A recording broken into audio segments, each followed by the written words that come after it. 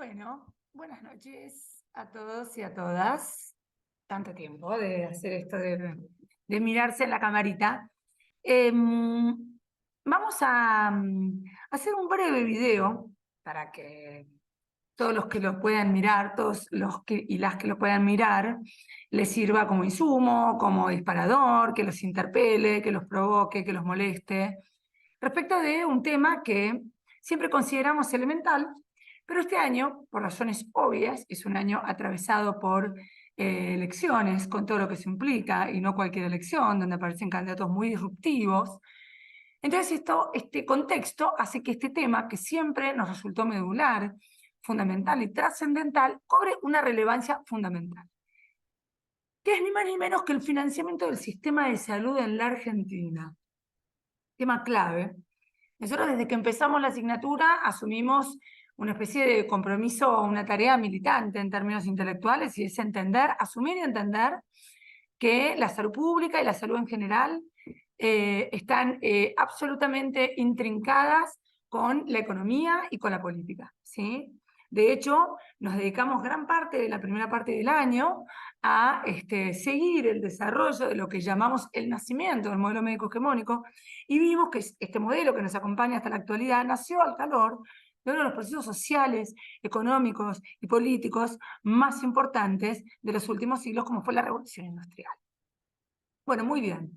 Esto nos tiene que invitar a pensar que todo aquello que nosotros hacemos, no importa el nivel donde nos movamos, no importa si nos vamos a mover en la macrogestión, o sea, si vamos a estar diseñando políticas, si nos vamos a mover en la mesogestión o en la microgestión, digo, si vamos a estar en el consultorio, en cualquiera de los niveles que estemos, todo aquello que nosotros hagamos va a tener un correlato financiero, va a tener un correlato económico. De hecho, en otras palabras, va a mover dinero.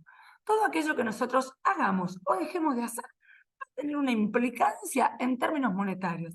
¿Qué quiere decir? Lo que hacemos o dejamos de hacer, alguien lo paga.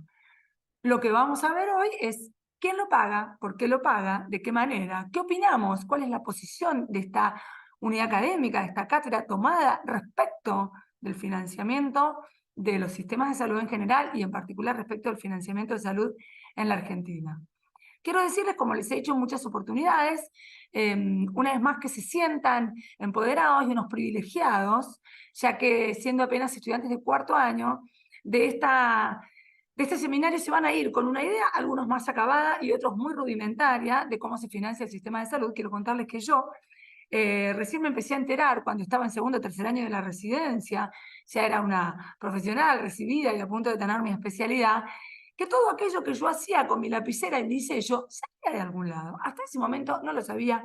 Ustedes dirán, qué ingenua la profe, de qué plato volador salió, pero resulta que no casualmente no formaron a muchos de los médicos formados en el modelo más flexneriano, no formaron esta idea de que el dinero y el financiamiento no tenía nada que ver con nosotros. Bueno, muy bien, señores, los tiempos cambiaron y hoy tenemos que estar muy atentos respecto de qué pasa con el financiamiento de salud. Vamos a dividir este seminario, que prometo que va a ser corto, este videito, lo vamos a dividir en dos tiempos. Un primer tiempo donde vamos a hablar de cuestiones de financiamiento en términos generales, modelos de financiamiento. Vamos a hablar algunas palabritas que son fundamentales respecto de la matriz tributaria necesaria para poder generar algunos modelos de financiamiento, y después nos vamos a meter en el financiamiento del sistema de salud de nuestro país, que tiene, se imaginarán, una serie de particularidades que lo diferencia de otros modelos conocidos. Lo primero que vamos a hacer entonces es hacer un acuerdo académico respecto de qué hablamos cuando hablamos de sistema de salud. Bueno, nada, es una definición, hay muchas maneras de definir qué es un sistema de salud. Una de las que más nos gusta, podríamos decir que es una respuesta social organizada para los problemas de salud de una población, ¿sí? Entonces, cuando yo le estoy diciendo que es una respuesta social organizada, acá están entrando un montón de actores en juego, donde están desde el Estado, los privados, la comunidad, las organizaciones sociales, etcétera, etcétera, que van a movilizar en esta respuesta social organizada una serie de recursos financieros, estructurales, humanos, etcétera. ¿Sí? Bien, cada país, por supuesto, organiza su sistema de salud de forma diferente, pero todos buscan, o suponemos que buscan, un objetivo común, que es la mejor organización, la más eficaz y la más eficiente, para que los ciudadanos de ese país alcancen el máximo grado de desarrollo humano, porque esto, a su vez, tiene una relación directa con el desarrollo económico de los países. Hoy está bien claro que aquellos países que logran potenciar su desarrollo humano, que esto se hace, por supuesto, de la mano de un adecuado sistema de salud, o por lo menos de la mano de indicadores sanitarios óptimos, estos son los países que logran pegar el salto en términos económicos, ¿sí? De hecho, después vamos a ir viendo que hay muchos indicadores económicos que tienen un correlato directo con los indicadores sanitarios, directamente proporcional o de manera inversamente proporcional. Lo que quiero que quede claro es que economía y salud están absolutamente vinculadas. Pensar que una cosa se puede explicar sin la otra es, siendo amorosa, una ingenuidad, siendo menos amorosa, una estupidez. Bien, es importante que entendamos, acá nos vamos a meter en una discusión del huevo o la gallina. Quiero contarles que hace poco estuve en el Museo de Ciencias Naturales de Mar del Plata y me enteré que fue primero el huevo, efectivamente. En esto de qué es primero el huevo o la gallina, digo, ¿qué es primero? ¿La decisión económica de cómo vamos a financiar el sistema? ¿O la decisión de qué tipo de sistema queremos, llamémosle decisión política, es la que nos va a decir cómo tenemos que financiar el sistema? Esto es discutible, no es materia de este seminario, lo que sí quiero que le quede claro es que el financiamiento moldea el funcionamiento del sistema, moldea el tipo de sistema, moldea la capacidad de respuesta del sistema e inclusive moldea las relaciones entre los diferentes actores del sistema, ¿sí? De nuevo, el financiamiento es entonces podemos decir, una dimensión fundamental, no la única, pero es una dimensión fundamental de nuestro sistema de salud que nosotros estamos obligados a conocer. Bien, entonces, en esto que dijimos que es el sistema de salud, esta respuesta social organizada, donde intervienen recursos humanos, estructurales, financieros, donde hay múltiples actores involucrados, se imaginan que esta respuesta tiene una serie de dimensiones, dice Tobar, y señala fundamentalmente tres grandes dimensiones a la hora de hablar de manera pedagógica para organizar la charla respecto de el sistema de salud y su financiamiento. Entonces dice que estas tres dimensiones son una dimensión política, una dimensión económica y una dimensión técnica. Estas son las tres dimensiones de esta respuesta social organizada, las tres dimensiones de este sistema de salud. Cada una de estas dimensiones va a tener su correlato, ¿sí? Va a tener un correlato diferente. Entonces, la dimensión política va a tener un correlato con un modelo de gestión. En función de la decisión política que yo tomo, voy a gestionar los recursos de una manera o de otra. La dimensión económica va a tener su correlato en el modelo de financiamiento y la dimensión técnica va a tener su correlato en el modelo de atención, ¿sí? Hay dos grandes miradas, dos grandes escuelas, maneras de mirar, posicionamientos ideológicos, si se quiere, respecto de cómo se organizan los sistemas de salud con perspectiva de equidad.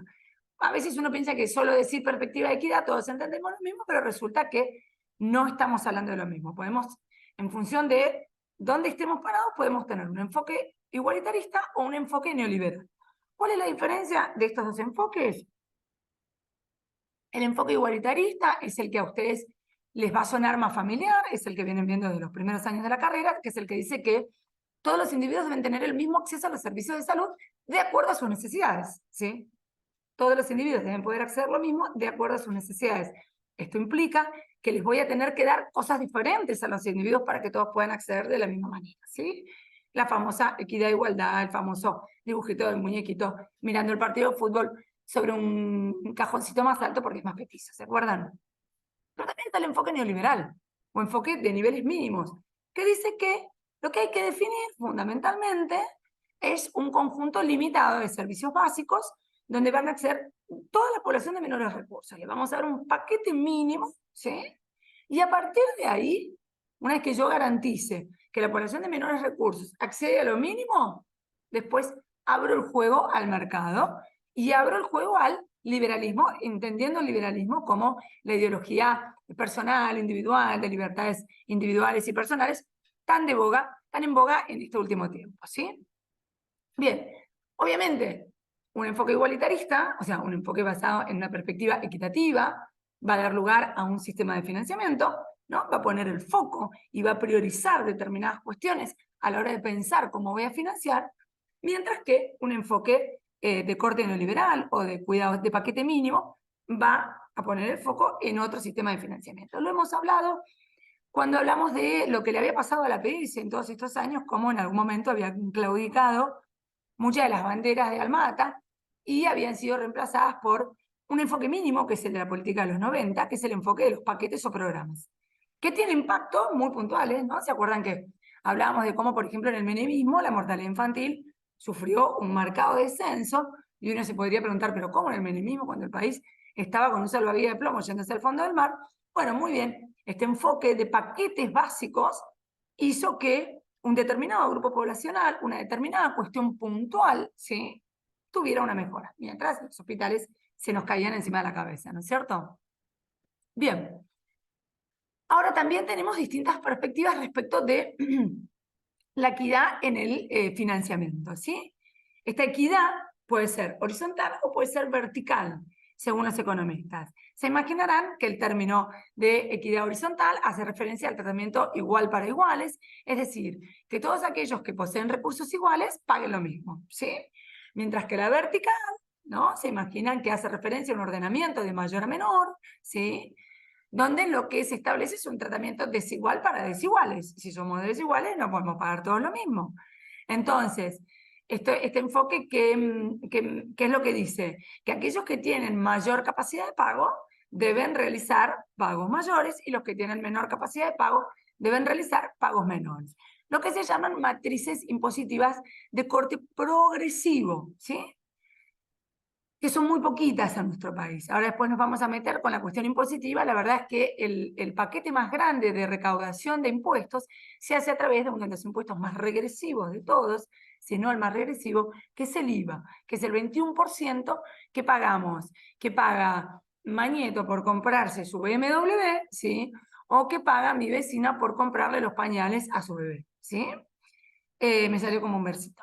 Digo, me parece que esto no resiste el menor análisis y no requiere ninguna explicación, que son bienes de consumo absolutamente diferenciales, y lo que implica el 21% para mi vecina, ¿sí?, en los pañales, y lo que implica el 21%, por ejemplo, para los pañales de la sobrina de Mañeto, en términos proporcionales respecto de su ingreso, ¿no? Eso es una matriz regresiva. Esa es la matriz que sostiene la base impositiva de nuestro país. Me detengo un segundito acá porque es imposible no hacer referencia al escenario actual, donde, bueno, se dicen muchas cosas, muchas barbaridades, algunas muy interesantes.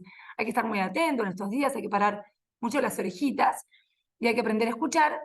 Pero lo que no podemos no hacer, después habrá cuestiones de subjetividad, personales, históricas, lo que no podemos no hacer como universitarios de una universidad nacional, no arancelada, no gratuita, pública no arancelada, lo que no podemos no hacer es señalar cuando se falta a la verdad, ¿sí? Señalar cuando alguien refiere un dato en televisión, sobre todo si es un funcionario público, que es falso, ¿sí? Entonces habrán escuchado muchas veces decir que nuestro país es el país que más impuestos paga en el mundo, ¿no? Eso lo han escuchado como una cantinela. Bueno, yo me tomé el trabajo antes de esta clase de buscar el ranking de países que más impuestos a las ganancias pagaban, que es ese es uno de los impuestos más progresivos, más gano, más pago, ¿no es cierto? Que en nuestro país, a su vez, es uno de los impuestos que ha generado más debate. Nadie quiere, ninguno de los que gana más quiere pagar más. Bueno, nuestro país ocupa, según los rankings, la posición entre 23 y 32, ¿sí? Déjenme decirles que nos han robado el podio, no somos el país que más impuestos a las ganancias paga, y los primeros puestos del podio, se imaginarán, están ocupados por países de la socialdemocracia europea. Encontramos ahí a Italia, Francia, Inglaterra, a Dinamarca, ¿no? Entonces, de nuevo, en estos tiempos tan convulsionados, podemos escuchar, pensar, debatir, estar más o menos de acuerdo. Lo que no podemos hacer, ¿sí?, es aceptar datos falsos como si fueran veraces, ¿sí? Entonces, estamos, respecto de la equidad en la financiación, tenemos la horizontal o la vertical. La vertical es la progresiva, ¿sí? La inversa a la vertical sería la regresiva, que todos paguen lo mismo a pesar de que todos ganen de manera distinta. Bien. Entonces, esto establece una progresividad en la financiación. Yo puedo decir, bueno, muy bien, ¿cómo hago para financiar mi sistema de salud? Las cosas se pagan, acá y en todas partes del mundo, ¿sí? Ese es otro tema que está muy en debate hoy, ¿no? Parece que podemos tener un sistema de salud sin pagarlo. A mí me gustaría preguntarle a los ingleses, que creo que todos coincidimos que tiene uno de los sistemas de salud más icónicos del mundo. Si los ingleses están muy en desacuerdo en que ese sistema de salud se pague con sus impuestos, ¿no? Por supuesto, todos sabemos que el Sistema Nacional de Salud inglés se paga con impuestos, todos sabemos que el Sistema Nacional de Salud español se paga con impuestos. Digo, desmitifiquemos esto, ¿sí? Los sistemas, los mejores sistemas de salud, que después nos vamos a meter, suelen ser de corte universal, estatal, con sus bemoles, los pagan los impuestos. La diferencia es qué impuestos los voy a pagar, ¿sí? ¿Qué matriz impositiva voy a usar para pagar ese sistema? ¿Sí? La matriz impositiva que voy a usar es regresiva y la voy a pagar con el IVA, o si es progresiva y la voy a pagar con las que más tiene. Materia de debate y discusión, que ya lo haremos en el aula, ¿sí? Bien, ¿cuáles son estas fuentes de financiación? Tenemos, bueno, si nos fuéramos, digamos, desde el más progresivo hasta el más regresivo, diríamos impuesto a la riqueza, impuesto a los bienes personales, impuesto a la ganancia, esos serían los más progresivos. Después siguen los impuestos en general, como está, por ejemplo, el impuesto al valor agregado, que es regresivo. La seguridad social, después nos vamos a meter, donde también es un pago compulsivo que se hace en partes diferenciales entre el empleador y el empleado. El seguro privado, pago de mi bolsillo, y el pago de bolsillo, que es el más regresivo de todos. Hay una relación directa entre los sistemas de salud y el porcentaje que está involucrado en ese sistema de salud de pago de bolsillo. Cuanto mayor es el pago de bolsillo, peor es el sistema de salud. De nuevo, cuanto más regresivo es el financiamiento, peor es el sistema. Esto quiere decir, peores los indicadores, peor el desarrollo humano, peor el desarrollo económico. ¿Sí? Bien. Por supuesto que el sistema de financiamiento de un país está compuesto por un montón de fuentes, ¿no? Es muy raro que encontremos, sí, qué sé yo, el cubano, ¿no? Podríamos decir que es un sistema así que tiene una sola fuente de financiamiento, pero lo más común es encontrar cierto mix, ¿sí? Con mayor o menor porcentaje de uno o de otro, pero lo más en común es encontrar un mix, ¿sí? Ahora, muy bien, en salud podemos hablar de una doble regresividad. Yo puedo ser regresiva cuando recaudo, ¿no? Recaudo con estos impuestos donde termina poniendo más el que menos tiene, el IVA, de nuevo, el ejemplo que nos sirve para esto. Y también puedo ser regresiva cuando presto. Puedo hacer una doble regresividad. Le saco más al que menos tiene y le doy menos al que menos tiene. Esto muchas veces pasa en Argentina, ¿sí? Con una recaudación regresiva que impacta directamente en los sectores más vulnerables, diseño un sistema de salud que suele ser regresivo, le da menos a los que menos tienen. Ahora vamos a ver en qué momentos pasa esto, ¿sí? Bien. Perdón, está muy caliente este tema. Bien, entonces, para ir cerrando con lo que es el financiamiento en términos generales.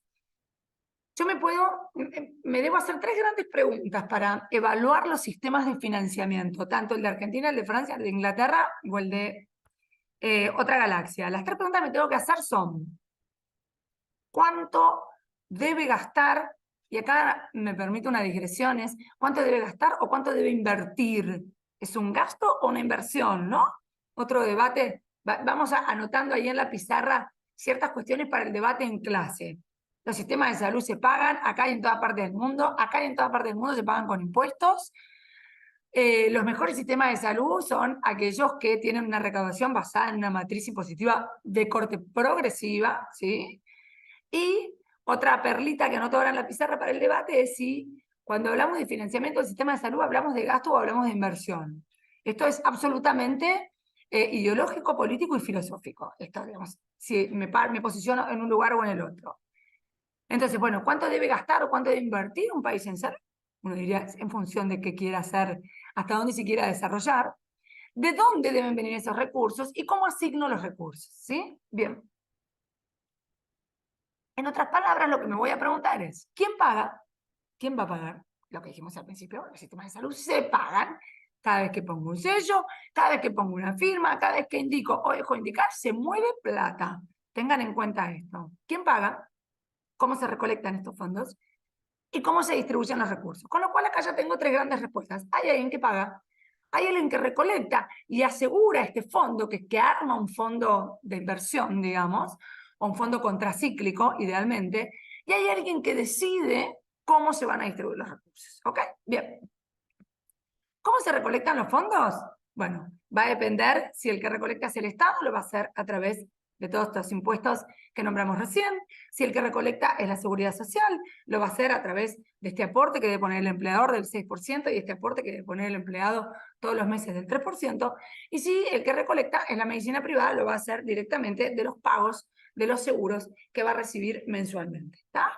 O eventualmente, después lo vamos a ver, del pago que recibirá la empresa de medicina privada derivado directamente de la seguridad social. ¿Sí? Esa es la recolección de fondos. Se refiere a la forma en que los recursos financieros son recaudados para después pagar los costos. ¿Ok? Bien. ¿Quién asegura, no? O sea, ¿quién hace este pooling? ¿Quién acumula y dice, bueno, a ver, tengo tanto, 30% va para acá, por ejemplo? Miren, el sistema de salud del municipio de Tandil son de aproximadamente 6.000 millones de pesos, ¿sí?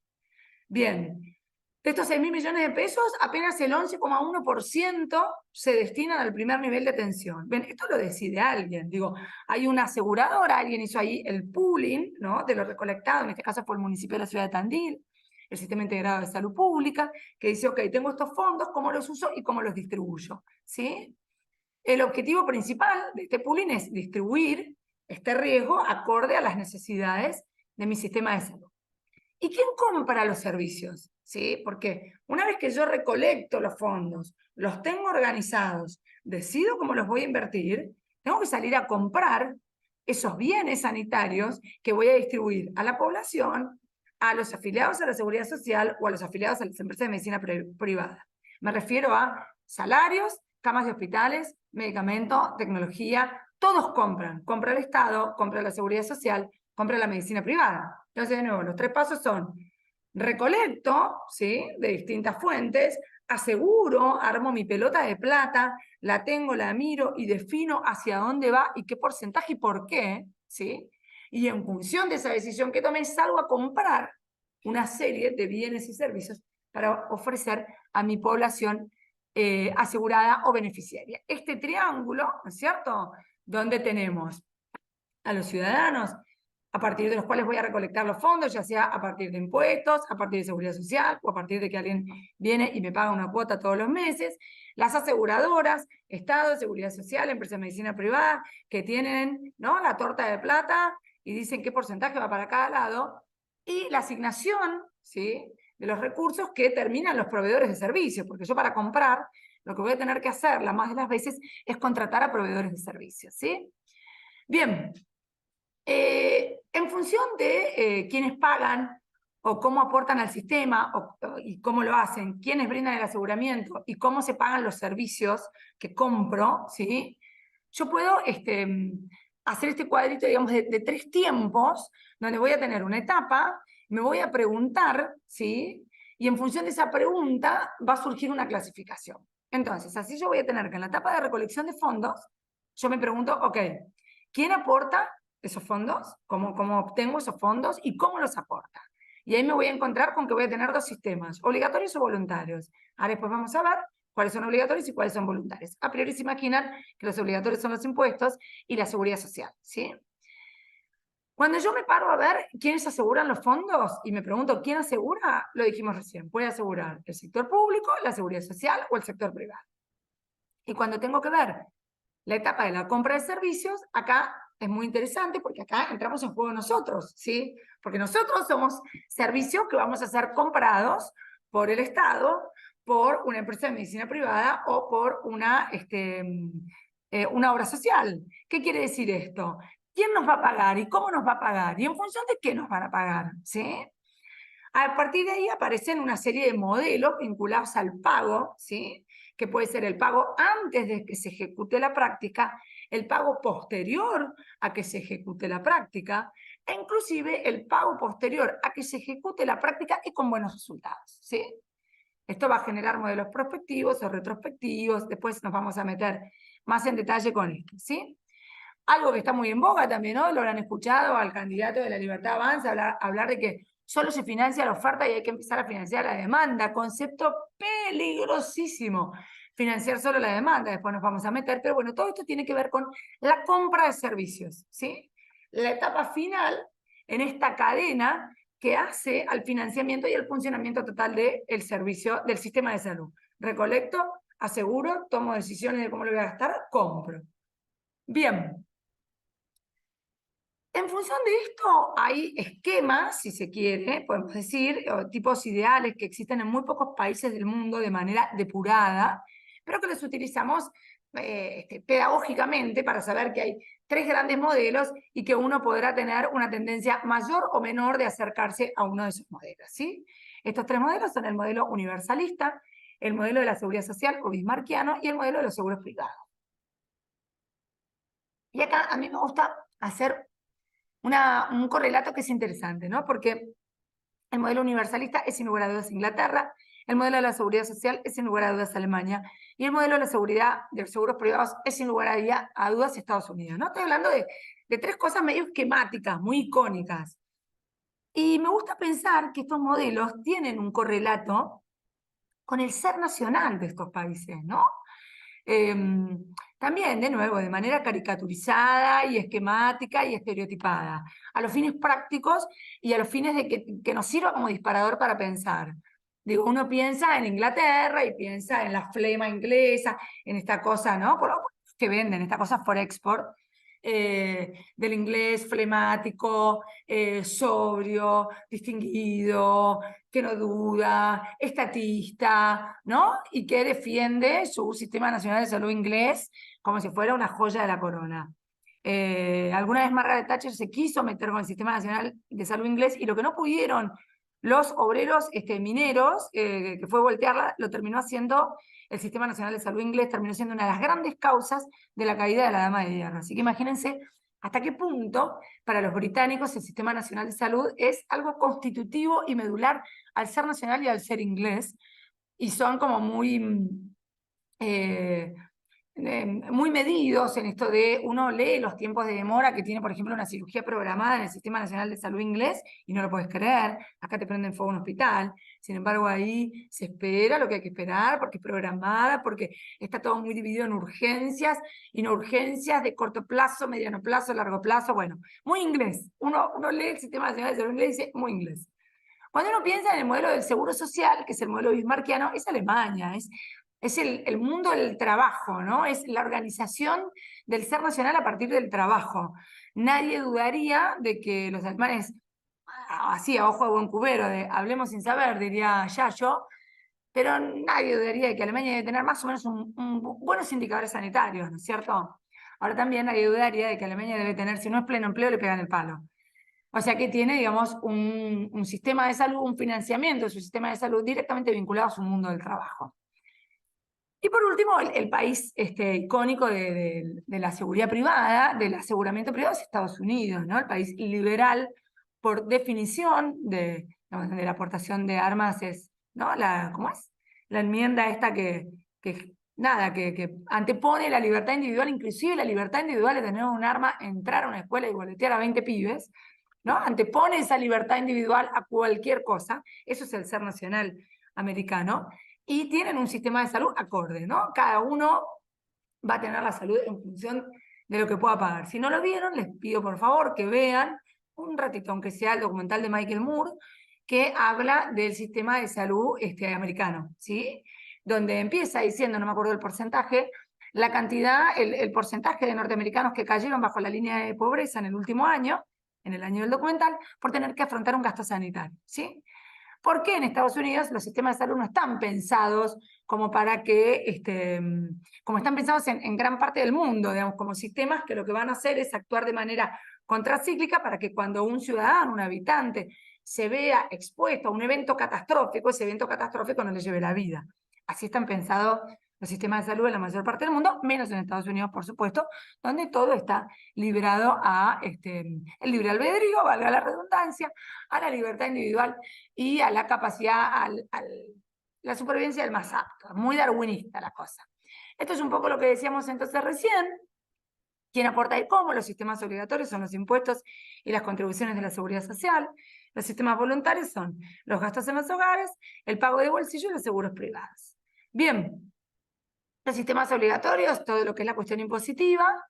Los impuestos pueden ser directos o indirectos, nacionales, locales, generales, con afectación. un ejemplo prototípico de impuesto con afectación fue el impuesto de la riqueza, que estaba estipulado a dónde iba a ir, este impuesto que se generó hace 2 años aproximadamente, estaba estipulado a dónde iba a ir una gran parte a la lucha contra el COVID y otra parte al gasoducto Néstor Kirchner, ¿no? Estos son impuestos generales o con afección.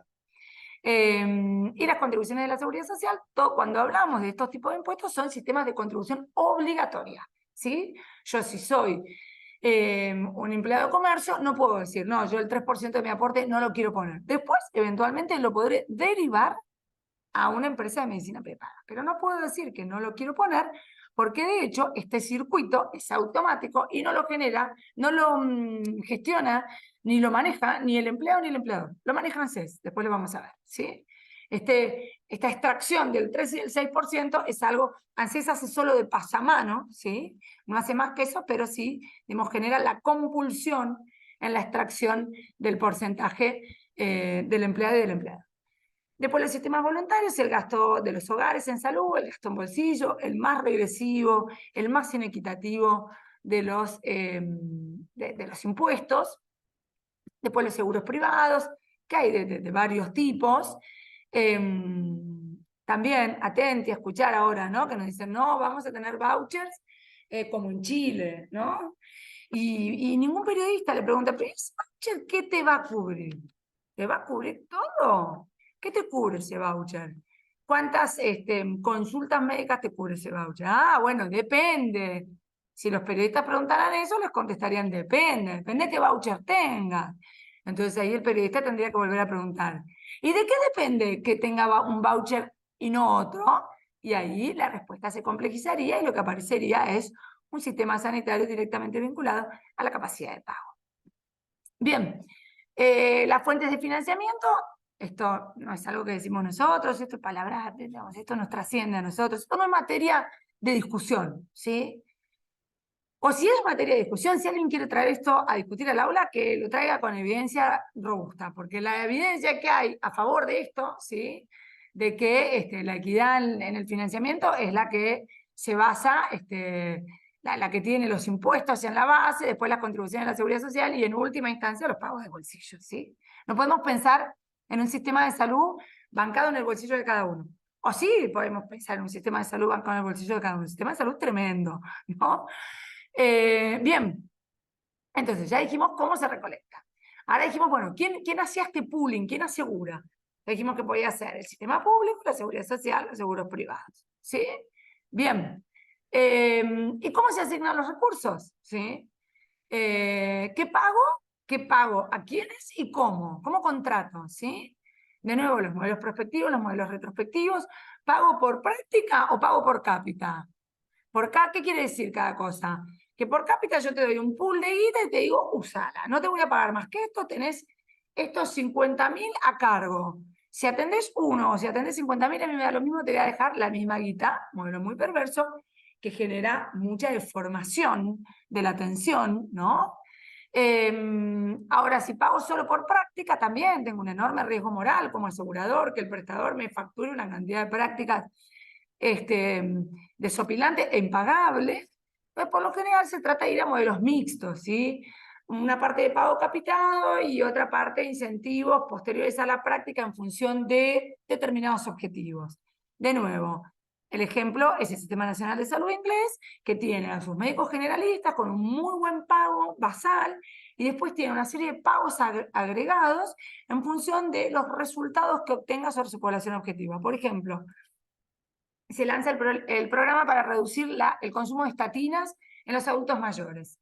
Entonces, cada médico tiene una población a cargo que consume estatinas y va a tener que mostrar a lo largo de un determinado periodo de tiempo qué porcentaje de esa población dejó de consumir estatinas, manteniendo niveles adecuados de colesterol y con cambio en los hábitos en el estilo de vida. Entonces, sobre ese pago capitado que se le realiza al médico mensualmente, se le va a realizar además un pago retrospectivo, o sea, va a haber una mezcla de prospectivo y retrospectivo, un pago retrospectivo en función a una práctica realizada y en el caso de Inglaterra en función a un resultado obtenido. ¿Sí? Bien. Esto lo dejamos y ya pasamos, nos metemos entonces para que no sea tan largo, porque de nuevo me parece que lo rico de este debate va a estar dentro del aula. Yo esto quiero que lo tengan un poquito más como disparador. Nos metemos un poco en la característica del sistema de salud argentino. Bueno, sistema complejo, hemos escuchado hasta el hartazgo hablar de que es un sistema segmentado y fragmentado, ¿no es cierto? Nos la pasamos diciendo eso y creo que muchos de los que están del otro lado no podrían responder adecuadamente en un oral a qué hacemos referencia cuando decimos segmentado y a qué hacemos referencia cuando decimos fragmentado. Primera cosa, este sistema segmentado y fragmentado parte, o sea, se estructura sobre una organización federal del país. ¿Sí? Acá ya tenemos nuestra primera complejidad es de origen, ¿sí? Que es nuestro sistema federal. ¿Esto qué quiere decir? Que el diseño, el financiamiento, la gestión y la prestación de los servicios de salud, de los servicios de salud en las provincias es competencia de las provincias. Tienen autonomía para decir cuánto, cómo, de qué manera. O sea, sobre ese plafón federal de 24 realidades totalmente diferentes, pensemos en una provincia como Formosa y pensemos en una provincia como Córdoba, ¿sí? Con densidades demográficas, sociosanitarias, estructurales totalmente diferentes. Bueno, sobre ese plafón se organiza nuestro sistema de salud, ¿sí? Bien. Entonces, tenemos un Ministerio de Salud Nacional que va a tomar decisiones de tipo rectoras, ¿sí? Pero que va a tener en realidad injerencia directa en muy pocos efectores sanitarios. Digamos, tiene, casi podríamos decir, embajadas nacionales en muy poquitos lugares del país. El Garrahan o el Garrahan de gestión mixta, el Posás y algún otro hospital nacional distribuido en el noroeste argentino, ¿sí? Pero la gran parte de la responsabilidad está en manos de las provincias respecto de qué hacer con el sistema de salud de la población y en los hospitales provinciales. Entonces, la mayor parte, podríamos decir, de la prestación pública se da en hospitales provinciales, a excepción de provincias como Córdoba y Buenos Aires, nuestra provincia, que tiene un fenómeno que se conoce como municipalización de la salud pública. Lo que se imaginan que si nosotros decimos que ya a partir de una base de 24 realidades diferentes es complejo, imagínense por ejemplo la provincia de Buenos Aires que tiene 135 municipios, digo, ¿cuánto más complejo entonces es pensar en 135 realidades sanitarias diferentes? Porque la provincia de Buenos Aires es una de las provincias, junto con Córdoba, que más que tener su salud provincializada, la tiene municipalizada. Es un mix. Depende, en el conurbano bonaerense vamos a encontrar un mix muy interesante entre provincia y municipio.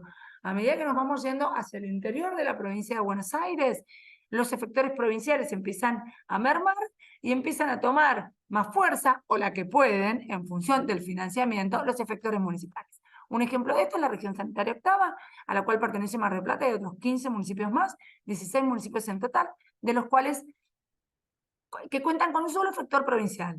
O sea, con dos, el Igalende y el Tetamanti, ¿sí? Los efectores provinciales, el general de agudos y el materno infantil, que están los dos en Mar del Plata. Con el detallito de que el municipio de Mar del Plata, con 800.000 habitantes aproximadamente, casualidad, no tiene hospital municipal.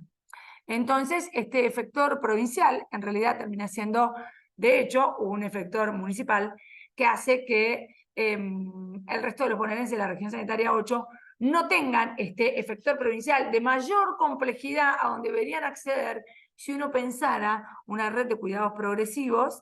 Este efector está ocupado por los marplatenses que lo utilizan como efector municipal. Denme un segundito que se me va a desenchufar la computadora y de ninguna manera voy a empezar a grabar de nuevo. Perdonen la desprolijidad, pero tengo que aprovechar el silencio de mi casa. No me puedo perder el silencio de mi casa para hacer esto. ¿Está? Bien, entonces, complejidad de base, 24 provincias. Complejidad sobreagregada, en el caso de la provincia de Buenos Aires, 135 municipios, con una enorme municipalización de la salud a medida que nos vamos del centro a la periferia. ¿Ok? De ahí arrancamos, ¿eh? Todavía ni nos metimos a hablar del sistema de salud en la Argentina, pero quiero que sepan que asienta, ese es el cimiento, ¿sí? Muy bien. ¿Cómo se caracteriza este sistema de salud en la Argentina? Vamos a tener, entonces a partir de ahora, cuando decimos segmentado y fragmentado, vamos a saber de qué estamos hablando, ¿sí? Cuando decimos segmento, hacemos referencia a 3 segmentos poblacionales que están cubiertos por subsistemas diferentes, y cuando decimos subsistemas diferentes, decimos subsistemas que están financiados de manera distinta, que tienen aseguradoras distintas y que tienen una compra de servicios distintos. Lo que veíamos recién, bien. Entonces, cada segmento poblacional va a estar cubierto por un subsistema diferente. Entonces, cuando hablamos de segmentos, hablamos del segmento público, del subsector público, hablamos del segmento de la seguridad social y hablamos del segmento del subsector de la medicina privada. ¿Bien? Ahora ustedes dirán, bueno, pero siempre dijimos segmentado y fragmentado. Nos falta la parte de fragmentado. Bueno, muy bien. Vamos a ver entonces cómo cada uno de estos segmentos, ¿sí?, que de nuevo se asientan sobre 24 realidades sanitarias diferentes, y en el caso de la provincia de Buenos Aires se asientan sobre 135 realidades sanitarias diferentes. Vamos a ver cómo cada uno de estos segmentos, al interior del segmento, se fragmenta, ¿sí? Se fragmenta de manera más difusa, más vidriosa, no está tan preestablecido cómo son esos fragmentos. Los fragmentos son más de prolijos, ¿no? Yo tiro un espejo al piso y se me parten un montón de fragmentos. Bueno, vamos a empezar entonces con la seguridad social. ¿Por qué vamos a empezar con la seguridad social? Porque es el segmento, es el subsector que da cobertura al mayor porcentaje de la población de nuestro país. Dependiendo de los años y dependiendo de los autores, tenemos aproximadamente un 64% de la población, entre un 60 y un 64% de la población, cubierta por la seguridad social. Y acá aparece la mayor fragmentación. Porque cuando decimos seguridad social, que parece una cosa muy monolítica, 60% de la población está cubierta por la seguridad social, acá adentro tenemos las obras sociales nacionales, ahora vamos a ver cuáles son, las obras sociales provinciales, y ni más ni menos que la obra social, el Instituto Nacional de Jubilados y Pensionados, más conocido como PAMI, ¿sí?, que se lleva prácticamente la mitad del presupuesto de las obras sociales, de la totalidad del presupuesto que maneja la seguridad social, ¿sí? Bien, entonces es el campo, es el segmento donde se observa la mayor fragmentación. Ustedes imagínense que hasta hace no mucho tiempo atrás se contaba, podíamos contabilizar 284, se habla de entre 284 y 300 obras sociales sindicadas, ¿sí? 300, ¿dónde? Las dos primeras son OSECAC y Osprera, que se llevan, creo que el 12% de la torta, ¿sí?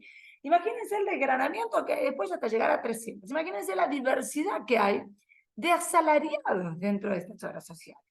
Hablamos de ramas de la producción que van desde empleados de casas particulares hasta petroleros, ¿no?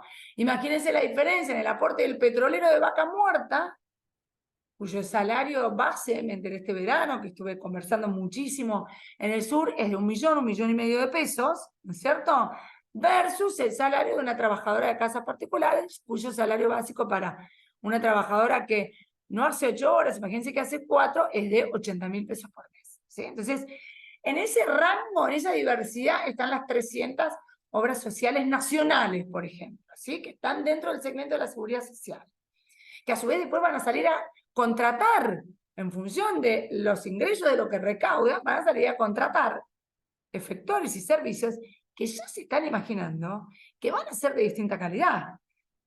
El efector y el servicio que va a contratar la obra social de los petroleros va a ser distinto al efector y servicio que puede contratar la obra social de las empleadas domésticas. ¿Está? Bien.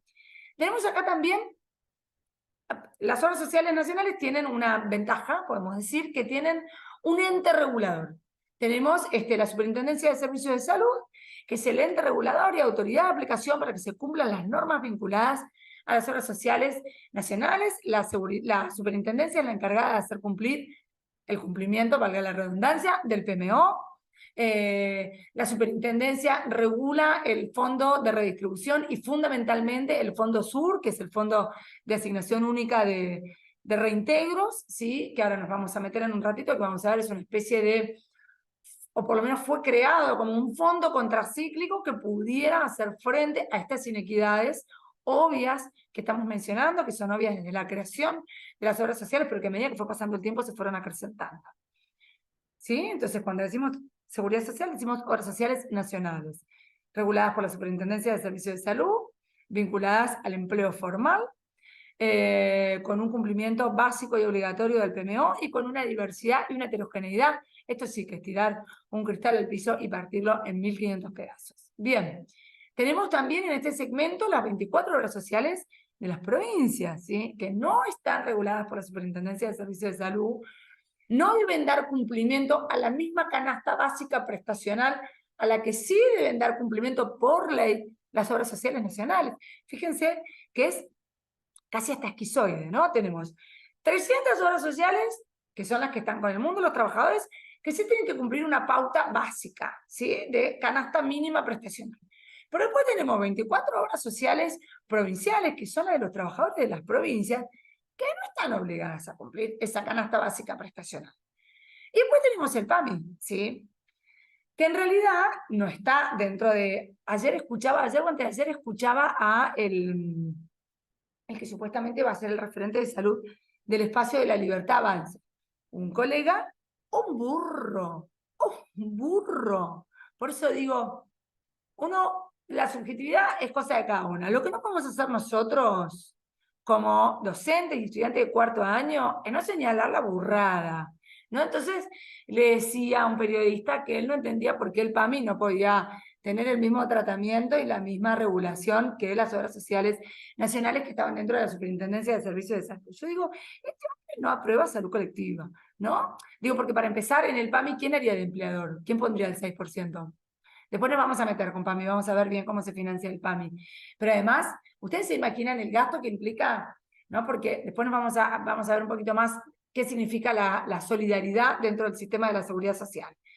Básicamente significa que el más joven, el más sano y el más rico paga por el más viejito, el más enfermo y el más pobre, ¿sí? Esta es una lógica que funciona al interior de la seguridad social, ¿sí? Funciona así, funciona siempre, ¿sí? Funciona acá y en Alemania, ¿sí? Digo, cuando hablamos de la lógica solidaria, no estamos hablando de un concepto moralista o idealista, estamos hablando de un concepto técnico.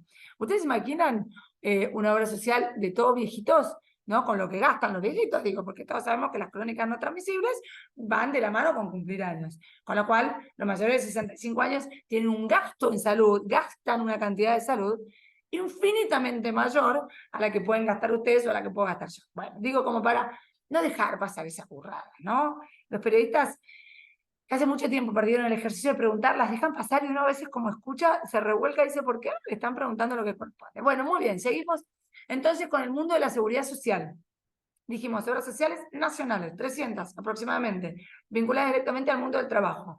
Una autoridad de aplicación, la Superintendencia de Seguros, la Superintendencia de Servicios de Salud, perdón, una canasta básica de prestaciones obligatorias. Obras sociales provinciales, sin una canasta básica obligatoria, que no están bajo una única, por supuesto, un ente regulatorio, sino cada provincia. Y el PAMI, ¿sí? El PAMI, que se lleva la mitad del presupuesto de la Seguridad Social, que tampoco está regulado por la Superintendencia de Servicios de Salud y que da cobertura a los mayores de 65 años y que en el último tiempo tuvo un crecimiento exponencial para 5 o 6 años. Yo no recuerdo cuándo fue que se incluyeron 3 millones de jubilados, fundamentalmente mujeres. Quizás muchos de ustedes tengan una mamá, una abuela, una tía que tuvo aportes muy irregulares o que no le hicieron los aportes y que había sido dejada a la buena de Dios. Bueno, hace aproximadamente 6, 7 años se incluyeron esas 3 millones de jubilados y déjenme decirles que para mí a mí me generó un debate interno. Yo me tuve que sentar en una mesa a discutir con otros si estaba bien o mal. Hoy entiendo que eso generó un círculo virtuoso de consumo, de movilidad, de desarrollo, de no gasto ridículo en internación. Hoy entiendo que claramente fue una gran decisión, ¿sí? Bien, entonces, para ir saliendo ya del segmento de la seguridad social, con sus fragmentos. Primer fragmento geográfico. ¿Se imaginan que si yo tengo, por ejemplo, vamos a pensar así, yo tengo la obra social de las empleadas domésticas, que convenió, ¿sí? Tiene como prestador al hospital, ¿sí?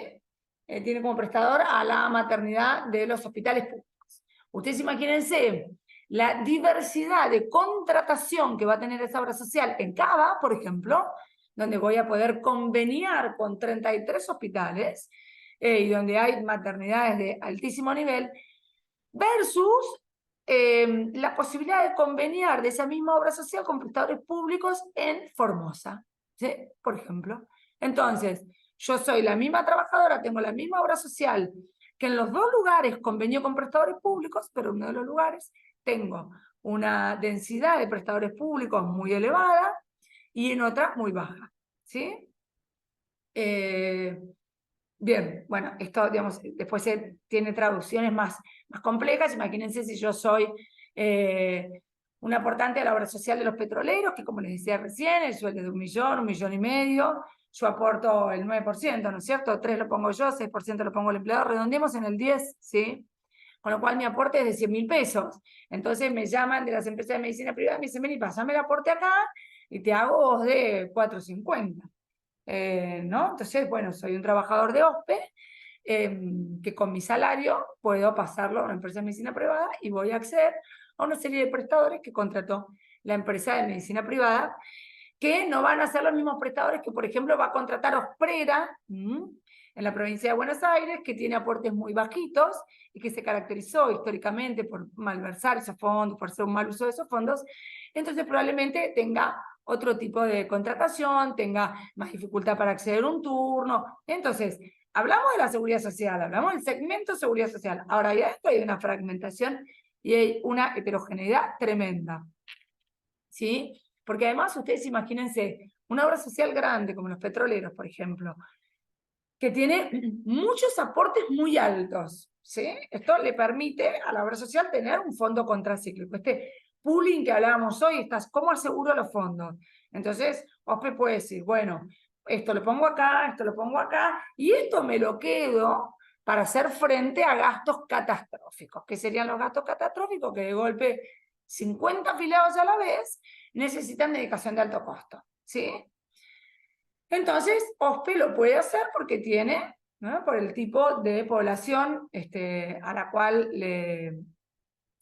digamos, que desgrava el salario, digamos, lo puede hacer. Ahora, ¿qué pasa si la obra social osprera, digamos, que si bien tiene muchos salarios, son muy bajitos, probablemente no tenga la capacidad de hacer un fondo contracíclico para decir, bueno, si 20 afiliados a la vez necesitan medicación de alto costo, yo se las puedo cubrir. Bueno, no, eso no pasa y eso no pasa en la realidad. Digo, normalmente nos generan bastante trabajo los afiliados de Osprera, pobrecitos, y terminamos infringiendo las normas y terminamos trasladándolos con ambulancias de la provincia de Buenos Aires, porque usualmente quedan a la buena de Dios, ¿sí? O sea, muy lejos están de poder acceder a la medicación de alto costo. Hablo de simples traslados. Poniendo el 3% de su salario como lo pone el petrolero, ¿sí? Sin elegir, porque forma parte de la legislación. Entonces, ¿no? El segmento y el fragmento. Ni hablar cómo se explica el fragmento dentro del segmento de la medicina privada, ¿no? Digo, yo tengo una cartera, ¿no? de servicio para ofrecerte, donde tengo, siempre cuento lo mismo, pero yo tenía un amigo pediatra con el que hacíamos guardia en la Trinidad de Palermo, y cuando estábamos los dos así en la ventanilla, a la madrugada, deseando que no viniera nadie, o a la noche, que nos queríamos bajar al comedor a comer, él decía, mira, ahí viene un plantetas. Y el plantetas que era, o de 450, que en ese momento, no sé, ahora les pagaba una cirugía plástica a las afiliadas al plan a ese plan 450. Y a su vez nosotros trabajábamos en la Trinidad de Palermo, entonces teníamos Galeno, que era la obra social que te daba la Trinidad, y Galeno tenía blanco, celeste, plata u oro, ¿no? Y así eran las tarjetitas. Entonces, nosotros los médicos teníamos plata. Oro no sé, tenían los directivos. Pero lo tremendo, lo perverso de la cuestión era que los trabajadores de Galeno, sobre todo los trabajadores administrativos, las mucamas, tenían Galeno celeste y blanco. Y no se podían atender a la Trinidad de Palermo. Se tenían que ir a la Trinidad de Mitre, que era como una Trinidad más grasa. Digo, me río por no llorar, ¿no? De esto estamos hablando cuando hablamos de capacidad de pago, y estamos hablando de algo inocente. Chile llegó a tener, miren, yo ahora no me acuerdo el número, me acuerdo cuando lo escuché a Goyan describir la cantidad de seguros posibles que podía tener Chile, y cada seguro tenía un correlato con el tipo de salud a la cual podías acceder. Por eso digo, dentro del segmento de la medicina privada casi no amerita explicación cómo se fragmenta, ¿sí? Y dentro del segmento del subsector público, de nuevo, aparece esta fragmentación geográfica, ¿sí? Esta fragmentación geográfica que está vinculada a la posibilidad de acceder geográficamente, ¿sí? Si yo soy una marplatense, voy a tener una alta posibilidad de acceder a una maternidad segura, que cumpla las CONE, las condiciones obstétricas neonatales y bla, bla, bla, bla. Pero si yo estoy en el medio del Chaco, probablemente se me dificulte en el monte chaqueño y capaz que mi capacidad de acceder al mismo sistema, al mismo servicio, ¿sí? Sea totalmente diferente a la de otra usuaria, que también puede decir que pertenece al segmento de la salud pública, ¿sí? Pero además, el sistema público tiene cobertura universal. ¿Esto qué quiere decir? Que no le puede negar la atención a nadie, ¿sí? Si bien pasa en algunos municipios, constitucionalmente nuestro sistema no le puede negar la atención a nadie. Un ejemplo de esto es el sistema de emergencias. Cada vez que alguien tiene un accidente en la vía pública y es socorrido por un sistema de emergencias, va al subsector público. En el subsector público le realizarán las medidas de estabilización y después lo derivarán eventualmente al prestador que le corresponda, pero hay todo un gasto que hace el subsector público, que ustedes me dirán, lo factura, sí, lo factura con un nomenclador más bajo, punto número 1, y lo factura con otra capacidad operativa, otra capacidad administrativa, y por ende lo cobra a los postres, ¿sí? Digo, no tiene la misma capacidad administrativa y operativa para facturar a las aseguradoras como si tiene, por ejemplo, un prestador privado como la Trinidad, los Arcos, la Clínica Colón, etc. ¿Sí? Entonces, el público cubre a todos, la seguridad social solo cubre a los aportantes, a los trabajadores y a sus familias, y el sistema privado cubre a todos también, a todos los que paguen, ¿sí? Lo que corresponde. Te atrasas en una cuota y no te cubren más. Ahora, parece que una cosa interesante que tiene que ver también, de nuevo, con nuestra capacidad de poder analizar las cosas que decimos y las cosas que escuchamos, ¿no? Ustedes probablemente vayan a escuchar, no, qué barbaridad, el 9,3% del PBI es gasto en salud, un horror, hay que recortar, ¿sí? ¿No? Bueno, dicho así, no sé, no significa nada. ¿Qué significa? Que el 9,3% del PBI se va en salud. ¿Quién me puede decir que es mucho, que es poco? Depende de qué. ¿Cuánto gastan otros países en salud? ¿Estamos muy lejos? ¿Estamos muy cerca de lo que gastan otros países? Probablemente nos encontremos y miramos el número solito, que estamos cerca, que tenemos un número muy similar en términos de gasto total del PBI en salud a países que tienen un mejor sistema de salud que el nuestro, ¿no? Entonces ahí es cuando uno tiene que agarrar la lupa y empezar a desagregar, es decir, entonces a ver, acá hay algo más que solo el número, porque si gastamos lo mismo que Francia, que España o que Inglaterra y no tenemos el mismo sistema de salud, ¿qué quiere decir? Que gastamos el 9,3% del PBI en salud. Y ahí, para esto nos sirve entender que nuestro sistema de salud está dividido en estos 3 segmentos para ver cada uno de esos segmentos qué porcentaje de ese 9,3% del PBI se lleva. Y ahí es cuando empiezan a aparecer las sorpresas, ¿sí? Nos vamos a encontrar que la seguridad social se lleva el 46% de ese 9,3%. Decimos, tiene lógica, se lleva casi la mitad, dijimos, y cubre a más de la mitad, ¿no? Digo, pensémoslo así de manera medio rudimentaria. Nosotros dijimos que la seguridad social cubre al 60% de la población y se lleva el 46% del gasto. Más o menos cierra. La atención pública, dijimos que cubre al 30% de la población y se lleva aproximadamente el 30% del gasto, pero no nos olvidemos que también dijimos que el subsector público, además de cubrir a aquellos usuarios que no tienen ningún otro tipo de cobertura, cubre a todos. Entonces ya este 30% no parece estar tan holgado. Mientras que si yo miro a la medicina privada, que cubre a menos del 10% de la población, veo que se lleva el 21% de ese 9,3%. Y acá es cuando empieza a aparecer un gasto excesivo para un grupo poblacional más pequeño. ¿Qué es lo que empieza a aparecer? En otras palabras, la inequidad, ¿sí? Hay un pequeño grupo de personas que puede acceder en tiempo y forma a tratamientos de alto costo, diversos, de manera oportuna, ¿sí? Mientras que hay otro grupo de personas a la cual se le dificulta enormemente hacer esto. Ustedes me dirán, ¿solo por el financiamiento? No, no solo por el financiamiento, pero en gran parte por el financiamiento, ¿sí? Por supuesto que detrás del financiamiento hay una decisión política de cómo poner ese financiamiento, de cómo evaluarlo, de cómo monitorearlo, etcétera, etcétera, ¿sí? Entonces, miren, acá lo tenemos más gráfico.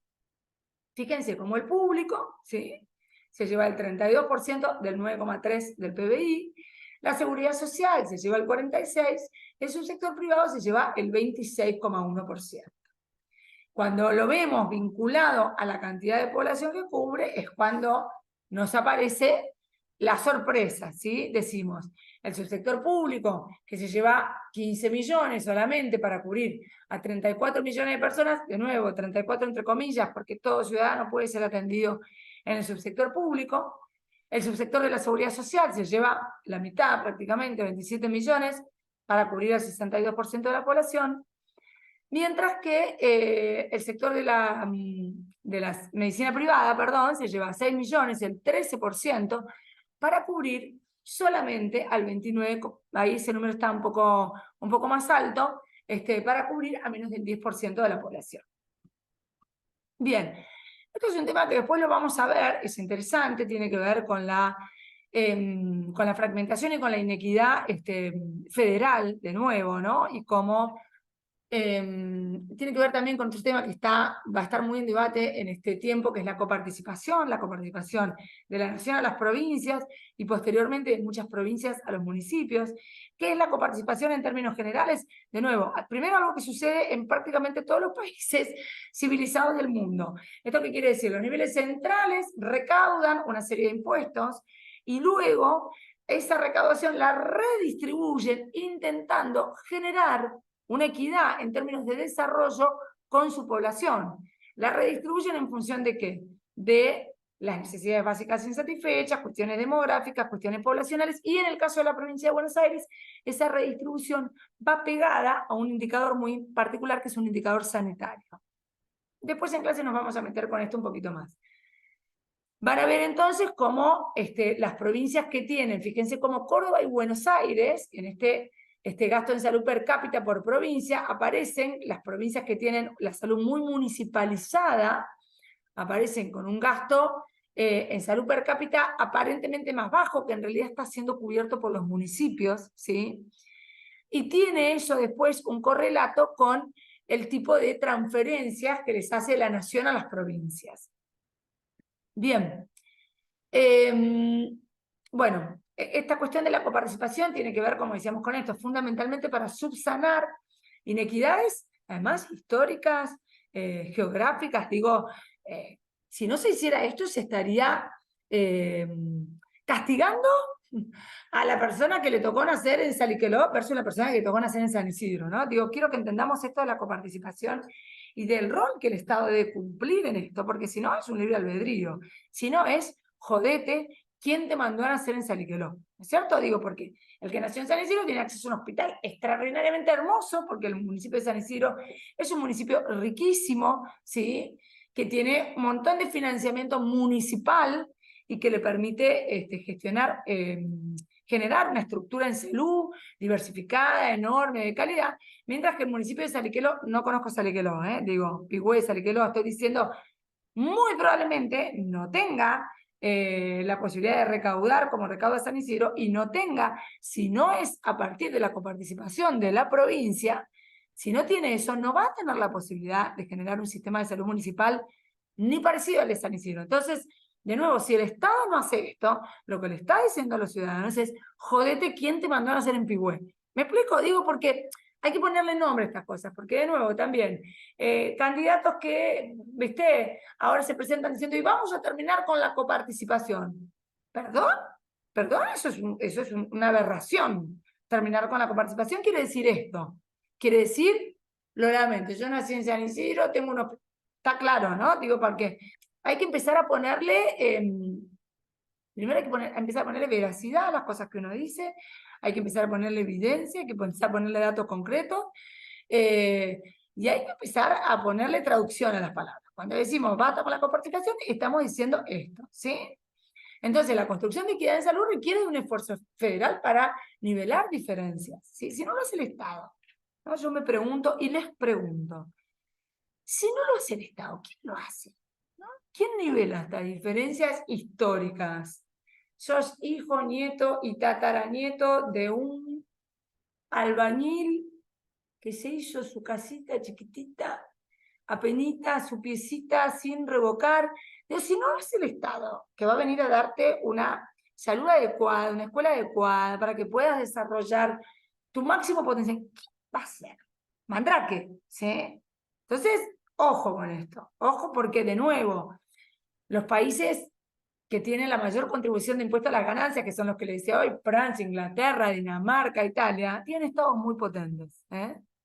No dejaron su organismo. Probablemente los que pagan impuestos a las ganancias deben estar a las reputeadas en esos países. Bueno, yo lo lamento. El Estado tiene que poder ponerse por encima de estas cuestiones y velar, ¿sí?, por la seguridad de todos sus ciudadanos en general. Bien, y vamos ya, ya terminando, vamos a ver, hay uno que me parece muy interesante, que es ¿no? Fíjense, hay muchas cosas para meterse en los números y ir desglosándolos. La evolución de la población con cobertura de salud por provincia. Entonces van a encontrar provincias que tienen altísima cobertura de salud. Vamos a ver, el porcentaje está, por ejemplo, que veamos Cava, 80 y pico por ciento. No sé, Córdoba, busquemos otra provincia rica, 60 y pico por ciento. Otra provincia así pulenta, Mendoza, 60 y pico por ciento, ¿no? Entonces parece que en estas provincias, a las que les va más o menos bien en términos económicos, con las cuales uno podría inferir que deben haber tenido plata para desarrollar un sistema de salud público, tienen la suerte de tener un inmenso porcentaje de la población cubierto por otros aseguradores, o sea que no desgastan su sistema público. Ahora vamos a ver las provincias más desfavorecidas. Por ejemplo, Formosa, solamente el 43% de la población tiene cobertura pública, o sea, casi un 60% tiene seguridad social. Un 60% de la población necesita de la salud pública. Vamos a ver Misiones, un 50% también, casi un 60% de la población necesita de la salud pública. A ver, otro más. Chaco, un 60% de la población necesita de la salud pública, o sea, solo un 42% está cubierta por la seguridad social. Ahora, ¿ustedes se imaginan que Chaco, Formosa y Misiones han podido desarrollar la misma infraestructura hospitalaria, la misma infraestructura de salud pública que Córdoba, Cava y Mendoza? Probablemente no. Entonces se da esta especie de doble paradoja, que las provincias más pobres, con menor capacidad de desarrollar estructura sanitaria, son las que tienen mayor porcentaje de población que depende de este subsector público. Si no es el Estado Nacional, con mecanismos de coparticipación, por lo pronto, no digo únicamente, ¿quién va a nivelar la posibilidad de acceder en tiempo y forma al sistema de salud de todos los argentinos? ¿Sí? Esto en realidad ya lo dijimos, bueno, es lo que decíamos recién. Las obras sociales nacionales, ya dijimos, digamos, cómo se organizan, son aproximadamente unas 300. Ya hablamos de la fragmentación enorme, ¿no? Los petroleros por un lado, las llamas de casa por el otro, y ahí todo el arco. Creo que todos sabemos cómo están compuestos los aportes y contribuciones, entre un 9 y un 6%.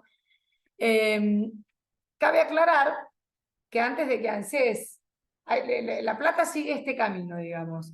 ANSES le saca al empleador y al empleado 3 y 6, constituye este 9%, pero antes de que este 9% llegue, por decirlo de alguna manera, a la obra social, entre un 1 y un 1,5% de ese 9%, que será 1 o 1,5%, dependiendo el monto del salario, se va a ir al Fondo Solidario de Redistribución, ¿sí? Este Fondo Solidario de Redistribución se creó, como decíamos hoy, para hacer frente a esta enorme heterogeneidad. De nuevo, para no decirle a la empleada de ama de casa, y bueno, a vos jodete, quien te mandó a ser empleada de ama de casa hubiese sido petrolera, porque no es tan simple todo, ¿sí? Entonces, para que no suceda eso y tratar de garantizar la mayor equidad posible, se crea este Fondo Solidario de Redistribución, ¿sí? De nuevo, la solidaridad como mecanismo de gestión y de financiamiento. Imagínense que el 1,5% del que gana 300.000 pesos es mucho más que el 1% del que gana 80.000 pesos. Entonces, este fondo está constituido fundamentalmente por los salarios más altos. ¿Qué función tienen fundamentalmente? Primero, garantizar que todas las obras sociales puedan cubrir el PMO de sus afiliados. Hay obras sociales que están tan complicadas en su financiamiento, ¿sí?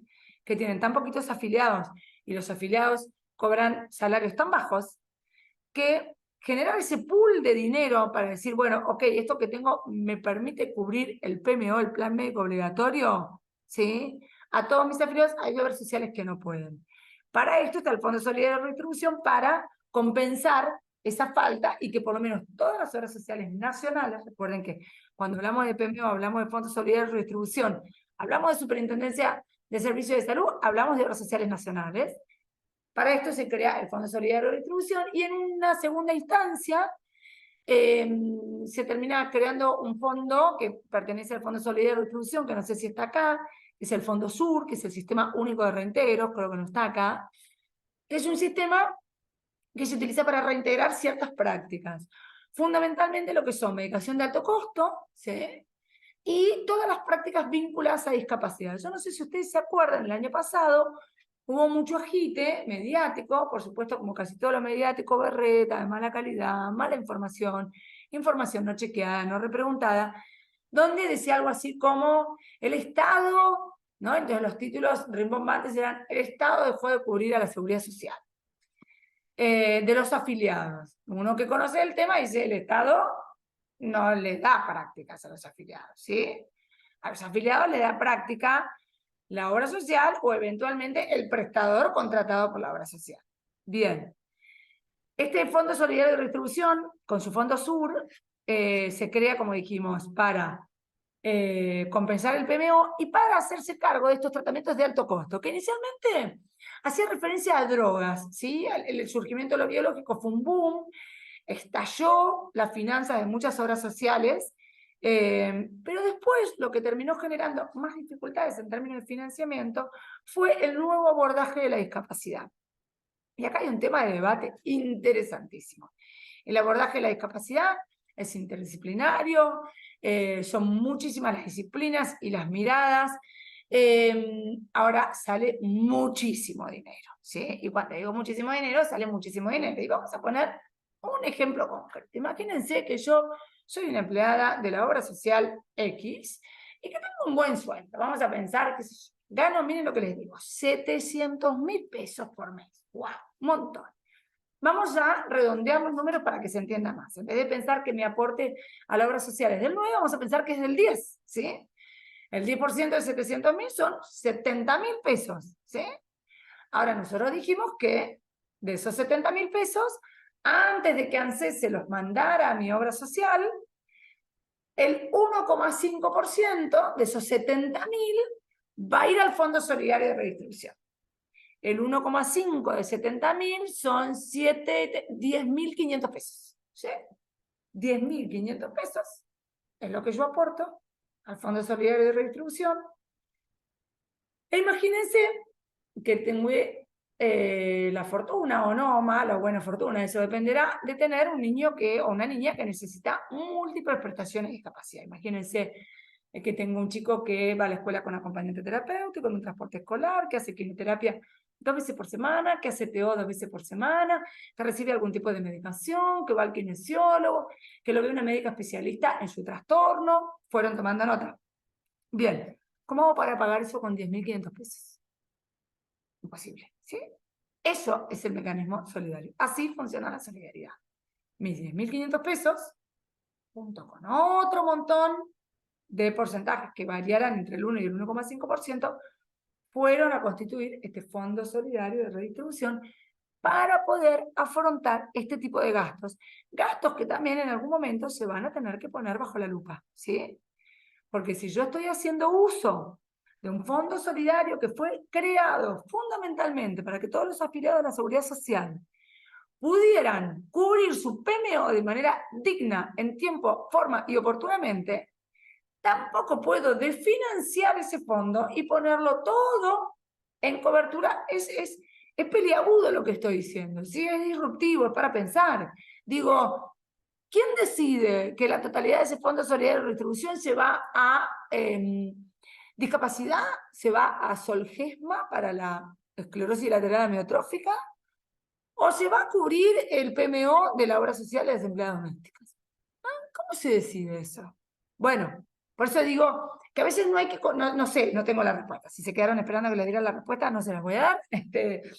Dije que quería que el video fuera corto y ya estoy re largo. Pero digo, la próxima vez que se encuentren con estos títulos hay que pensar, ¿no? Porque por supuesto que es absolutamente conmovedor encontrarse con una marcha de familiares de discapacitados que dicen, mi hijo no está yendo a su TO y está re mal, ¿sí? Ahora, de nuevo, lo que dijimos al principio, nosotros y nosotras tenemos la obligación de pensar y de bucear, como nos gusta decir cuando empezamos la asignatura, de bucear en profundidad, ¿sí? Bueno, este fondo ha dado lugar a innumerables conflictos políticos en el último tiempo. Es el famoso fondo que se disputan las obras sociales sindicales, los gordos de la CGT, con lo que siempre extorsionan a los gobiernos, es con la guita que está, no es que está trabada en este fondo, está siempre sujeta a auditoría, ¿no? Porque imagínense que si yo me voy a llevar no sé cuántos millones de pesos porque brindé tratamientos de alto costo a mis afiliados, mínimo, me estoy llevando un montón de millones de pesos de un fondo donde aportan 300 obras sociales. Digo, mínimo alguien tiene que auditar que eso sucedió, ¿no? Entonces, bueno, a veces sí se producen demoras en la auditoría, demoras en los pagos, pero digamos, no es plata del Estado. Es plata que en todo caso audita y regula cómo se paga el Estado, pero no la pone el Estado, ¿está? El Estado hace de regulador y auditor. Auditoría más que necesaria. Imagínense que si no sería una carnicería como se llevarían la guita. Esto es lo que decíamos hoy, es para mostrar cómo yo tengo en un lado, acá donde está la flechita, no sé si la ven, obras sociales que tienen re poquitos afiliados y con un porcentaje de 3,2 mil pesos por mes. Mientras, 1.200, póngale. Mientras que en la otra punta tengo obras sociales que tienen un montón de afiliados con un promedio de aporte de 16.000 pesos por mes. Imagínense la espalda que tienen estas obras sociales versus la desprotección financiera de los afiliados de estas obras sociales. Y digo desprotección porque son afiliados que están poniendo el 3% de su salario. Y muchos de ellos se encuentran que frente a un evento catastrófico están descubiertos. Y estamos hablando de nuevo del segmento que da cobertura al 60 y pico % de la población.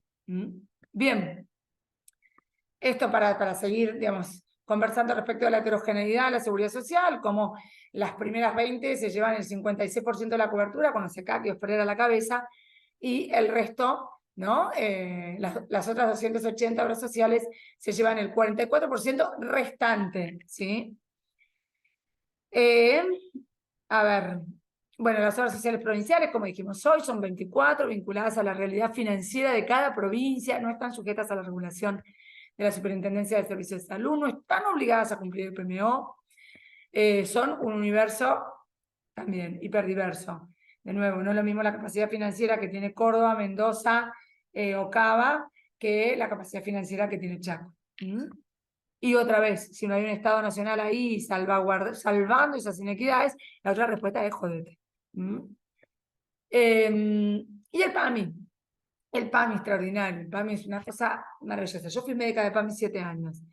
Es lo más parecido que tenemos al Sistema Nacional de Salud Inglés. Yo me imagino que cuando ustedes escuchen esto van a decir, anda. No, bueno, es lo más parecido que tenemos al Sistema Nacional de Salud Inglés. Si ustedes miran cómo funciona el Sistema Nacional de Salud Inglés, el funcionamiento es similar.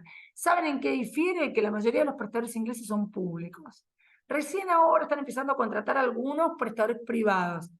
Pero la diferencia con el Sistema Nacional de Salud Inglés es que recauda el Estado, acumula el Estado, presta el Estado. ¿Sí? Todo lo hace el Estado inglés. Acá la diferencia es que recauda el Estado, ¿sí? Y va a prestar a través de prestadores privados, lo que ha dado lugar, estamos hablando de muchísimo dinero, estamos hablando de no sé qué cantidad de millones de jubilados. Imagínense que de la totalidad del porcentaje del PBI que significan las obras sociales, la seguridad social, el 24% tiene PAMI. Tiene un presupuesto más alto que muchísimas provincias. O sea que hablamos que cuando PAMI sale a comprar servicios, sale fuerte. Para mí es un actor de peso en el mercado de compra de medicamentos y servicios, lo cual muchas veces le ha abierto la puerta a actos de corrupción tremendos. ¿La idea cuál es? ¿Dinamitemos PAMI y dejemos a todos los viejos a su libre evolución? Yo creo que no. Creo que la idea es auditemos PAMI, mejoremos PAMI y hagamos de PAMI un sistema ejemplo. Es después de Medicare la segunda obra social de mayor envergadura en América Latina. Es extraordinario. Cuando el PAMI funciona bien, es extraordinario. Cuando funciona mal también. Es extraordinario lo mal que funciona. Bueno, y por último, las empresas de medicina prepaga, que también, si bien son un montón, las grandes son muy poquitas, las que se llevan la mayor parte de la torta, y son empresas que, las más grandes, que no están dedicadas solamente a la provisión de servicios sanitarios. Tienen muy diversificado su financiamiento. Entonces, qué sé yo, Sui Medical tenía acciones en BlackRock, ¿sí? Que era tenedor de bonos de la deuda argentina, ¿no? Para que se den una idea de qué hablamos cuando hablamos de diversificación y hablamos de rentabilidad. O sea, son empresas con una enorme espalda para, o deberían tenerla. A veces nos venden que no la tienen, entonces trasladan los costos rápidamente a sus afiliados, pero son empresas con una gran espalda, por lo menos las más grandes, ¿sí? Terminamos, se hizo larguísimo al final, perdón. Igual en clase va a ser más interesante y en clase los invito al debate descarnado, ¿eh? Acá vamos a ponerle nombre a las cosas. Eh, bueno, nuestro sistema asienta sobre una base federal ya compleja, 24 provincias, en algunas provincias como la nuestra, 135 municipios descentralizados. O sea, la autonomía para la gestión sanitaria la tiene cada provincia y cada municipio. Segmentado y fragmentado, a partir de ahora no podemos pifiarle en qué significa segmento y qué significa fragmento. Regresivo en su provisión, en cómo recauda y en cómo presta. ¿No? Le saco más al que menos tiene y le doy menos al que menos tiene. ¿Sí? Volvamos a la mujer del Chaco. Pone el 21% de IVA de su sueldo miserable y tiene medio efector para acceder. ¿Sí? Eso quiere decir regresivo en la recaudación y regresivo en la prestación. El subsector público es el único que da cobertura indiscriminada a toda la población, lo cual genera una serie de subsidios muy poco virtuosos para el sector público, sobre todo. Hay una gran inequidad territorial, una gran inequidad por rama de producción, un descreme que no lo vamos a hablar ahora porque lo vamos a hablar cuando hablemos de historia del sistema de salud en la Argentina. Pero el descreme, así a modo de spoiler, les digo que alguien se llevó la crema del café, alguien se llevó lo más rico y descremó el café. Hay enormes subsidios encubiertos y esto hace a que, vamos a hablar un poquito de nosotros, que muchos de nosotros, los que somos el servicio que contrata la Seguridad Social, la empresa de medicina prepaga o el Estado, terminemos teniendo multiempleo y precarización laboral. Perdón por la largura, el tema es fascinante siempre y ni les cuento, ahora es mucho más fascinante. Nos vemos en clase a discutir, a rompernos la cabeza, pero sobre todo a pensar. Nunca, nunca dejar de pensar. Bueno, ahora sí los dejo.